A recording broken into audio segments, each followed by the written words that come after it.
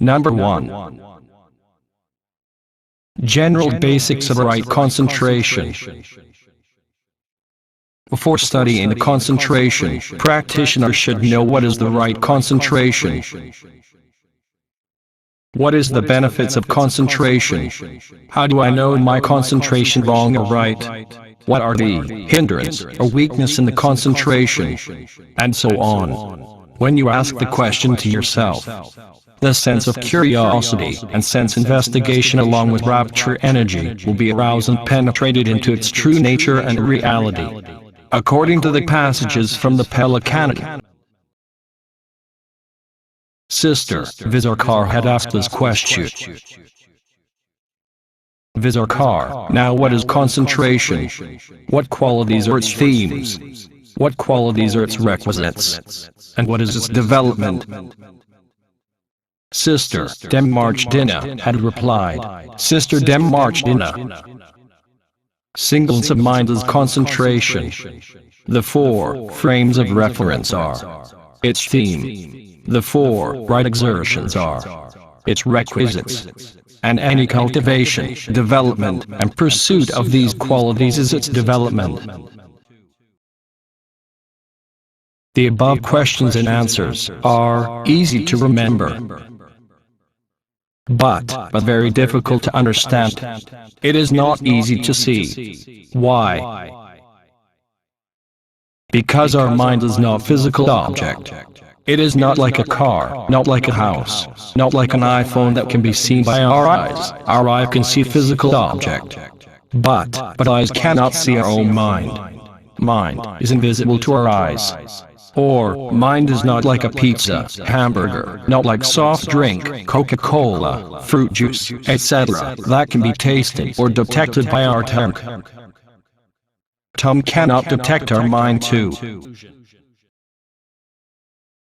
Our mind is not like perfume, fragrance that can be smelled by our noses. Mind is not like a songs or any sounds that can be heard by ears. Our mind is not like skin or body that can know tactile, cold, hot, crude or refined touches, etc. Our 5 sensory organs can detect and know those external objects but cannot see the mind. And our 5 sensory organs are made from 4 great elements: earth, water, fire, and air. But mind is not made from those 4 great elements. If so, what are mind made from? What is our mind? If we do not know our own mind, how do we use our mind to concentrate? How our mind is going to be? It can go to be bad or to be good, isn't it? To study and learn our mind, we will bring the daily activities for inspection, observation and investigation and find the conclusion of the discovery of the rule. Do not ask people to believe or to pray, but ask them to think, analyzing, investigation, and observation and deep understanding before making any conclusion. In this example, suppose that you are a rich man and then have dinner in luxury restaurant. On the table, it filled with delicious food, and you like it.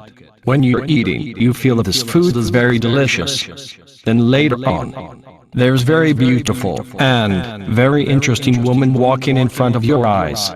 At the time of eye contact, your mind or your attention will automatically switch from tongue to eyes to see that beautiful lady. And you think that she has very beautiful smile. Her hair, her skin color, her white teeth, her lip and face look very cute.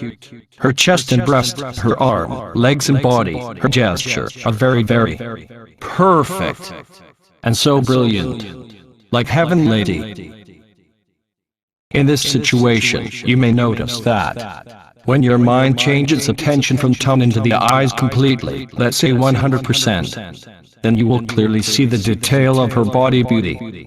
But at the same time, your tongue would completely lose the taste.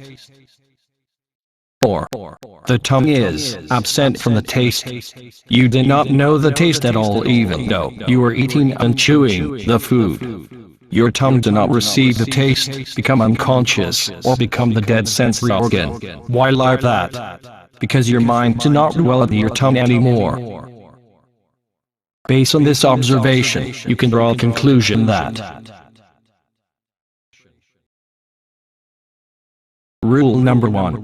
When your mind or attention dwell on any sensory organ or any object, both internal and external object, you will see the clear picture, clear landscape, clear data, or clear feeling, whatever you call. You will receive the clear information from the sensory organs or from the objects in the form of consciousness. The other sensory organ that do not have the mind or attention there will lose the picture of consciousness. Clear picture of seeing, sometimes called clear awareness or clear consciousness, that arise from the mind focus, is the first criteria of right concentration. You need to remember this rule whenever you do meditation. You may not ask question to teacher or anyone, but ask question to yourself first. How do I concentrate, right or wrong? Do I get the clear pictures from the object of meditation? If you get the clear picture of focus, then you attain the first requirement of right concentration, because only yourself who know exactly about this quality of all meditation.